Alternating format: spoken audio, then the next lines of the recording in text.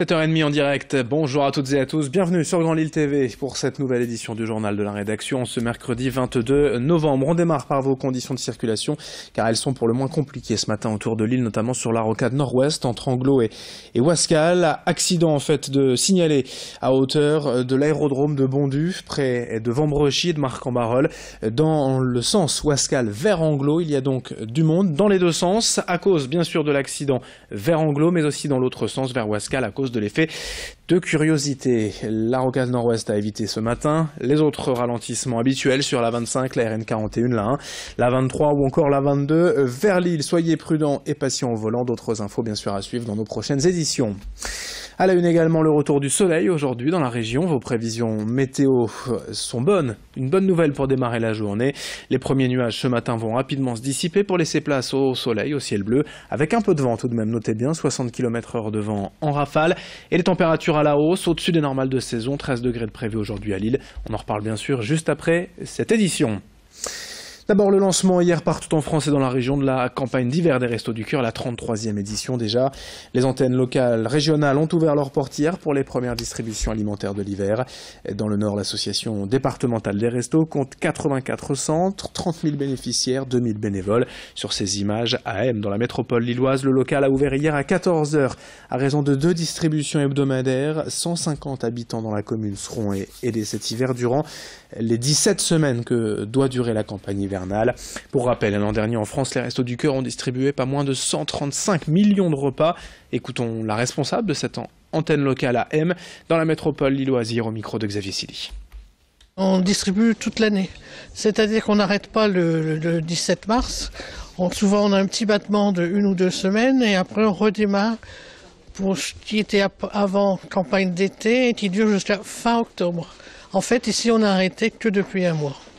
Alors, la campagne d'été, on n'accepte que les personnes qui n'ont vraiment que très très peu de ressources. En fait, ce sont les personnes qui ont la moitié du barème d'hiver. Dans l'actualité également, le déploiement des caméras de vidéosurveillance dans la métropole lilloise. Le conseil communautaire a voté pour une enveloppe de 500 000 € par an pour aider les communes qui le souhaitent à s'équiper de caméras de vidéoprotection en octobre dernier.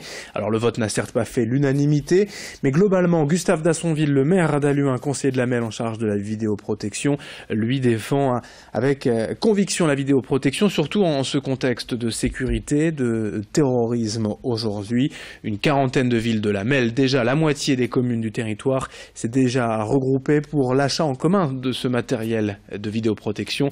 Écoutez, le maire d'Halluin, Gustave Dassonville, au micro de Xavier Silly.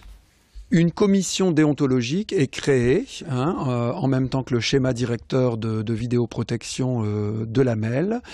Cette commission pourra être saisie de toute plainte d'un habitant qui penserait que sa vie privée peut être atteinte de par l'existence de la vidéoprotection. Mais vous savez, c'est difficilement imaginable parce qu'on ne met pas les caméras comme on veut. Les textes existants sont déjà très protecteur de la vie privée des citoyens. On ne peut pas filmer des façades, on ne peut pas filmer les honnêtes citoyens. Tout cela est déjà interdit aujourd'hui.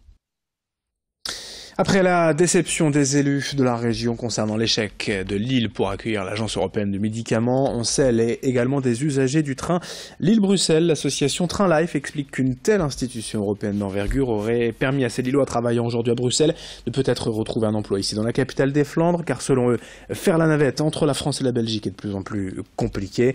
Et cette agence européenne aurait aussi sans nul doute pu renforcer l'attractivité lilloise et donc l'intérêt de cette ligne TGV vers Bruxelles. Plus d'explications au micro de Xavier Silly. En fait, on est beaucoup de consultants en informatique ou des consultants experts dans différents domaines européens. Et c'est pour ça que la venue de l'Agence européenne du médicament était pour nous une chance. On est beaucoup d'usagers à faire le trajet Lille-Bruxelles et pour nous c'était une opportunité de revenir proche de nos familles. Donc une grosse déception, surtout qu'on avait entendu M. Macron dire qu'il peserait de tout son poids pour la candidature de Lille. On s'était dit un espoir supplémentaire. Rapidement déçu et surtout ce matin on a entendu beaucoup de personnes dans le train dire est-ce que je dois encore croire à la politique parce que finalement on a eu un espoir déçu. 7h35 en direct sur Grand Lille TV. Dans le reste de cette édition, les espaces naturels de la métropole lilloise ont enregistré cette année une fréquentation record. 322 000 visiteurs entre mars et novembre, 13% de plus qu'en 2016. Alors la locomotive, c'est évidemment la base des prés du MA Armentières avec 133 000 personnes venues profiter du parc. Mais les autres espaces naturels attirent aussi beaucoup de monde lors d'opérations spéciales, notamment le musée de plein air à Villeneuve-d'Ascq ou encore le parc Mosaïque à Houpla-en-Couanne. Cet hiver, comme chaque année, ces parcs seront fermés, ne rouvriront qu'au printemps le 7 avril. En attendant, les relais nature restent accessibles. Le parc du Héron à Villeneuve-d'Ascq notamment, ou le parc de la Sante. Retour sur cette belle saison tout de même au micro d'Idil Gunaï. C'est le fruit aussi d'une stratégie que nous avions décidé en début d'année, notamment d'augmenter le nombre d'animations, plus d'une quarantaine d'animations supplémentaires, ce qui portait à 190 animations sur l'ensemble des sites métropolitains. C'est une stratégie qui a porté ses fruits, notamment en termes de visiteurs. Ça nous conforte dans l'idée que cette stratégie est la bonne, puisque si on compare effectivement à la météo qui était quand même relativement maussade en juillet et août, ça n'a pas empêché ce record d'affluence, et donc nous allons continuer sur 2018 avec la thématique du voyage, notamment de travailler sur ces animations qui sont nécessaires à la vie de ces sites. Pour finir cette édition, pour certains, c'est certainement le moment de penser aux vacances de l'hiver pour Noël ou pour février-mars. Mais quelles sont les tendances de cette saison, les destinations les plus en vue? Sans surprise, le soleil est recherché par les nordistes, notamment les Canaries ou le Portugal, des lieux de vacances à 3 ou 4 heures d'avion de la région. En revanche, les pays du Maghreb continuent d'être boudés par les Français pour des raisons de sécurité. Il y a donc parfois, quand même, des tarifs très intéressants. Écoutez ainsi les explications de cette professionnelle en agence à Lille au micro de Céline Nuret. Concernant les pays du Maghreb, on reste, c'est quand même très très timide. Malgré tout, on ressort, on revend des produits, les Naya Club, par exemple, sur ces destinations.